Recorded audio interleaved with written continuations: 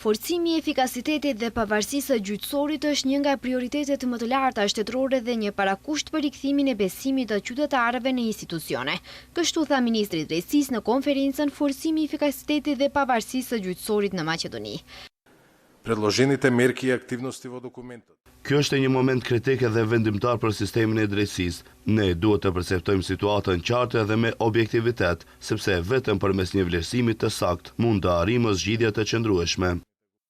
Euroambasadori Mihalis Rokas kujtoi se në raportin e Komisionit Evropian gjyqësori mori vlerësim pa përparim dhe se niveli i pajtueshmërisë me BE-n është i moderuar.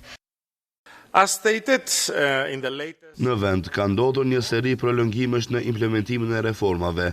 Në konceptin e ri për planin për rritje, BE nuk është donator, por investitor në sundimin e ligjit, sepse parat lidhen me rezultatet. Kryetari i Gjykatës Supreme Afrim Fidaniu ankua se gjykatësit nuk janë konsultuar kur janë miratuar ligjet që i tangojnë ata, duke përmendur ligjin për Këshillin Gjyqësor.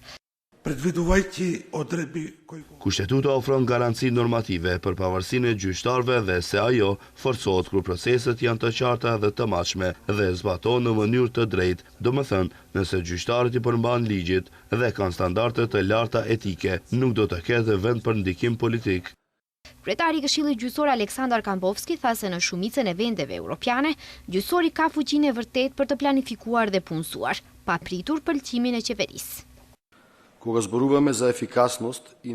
Gjyqësor me mungesë personeli, i ngarkuar në mënyrë të pabarabartë organizative dhe i kufizuar financiarisht, vështirë se mund të jetë vërtet i pavarur, ndërsa gjyqësor pa standarde të qarta të përgjegjësisë, vështirë se mund të jetë efikas.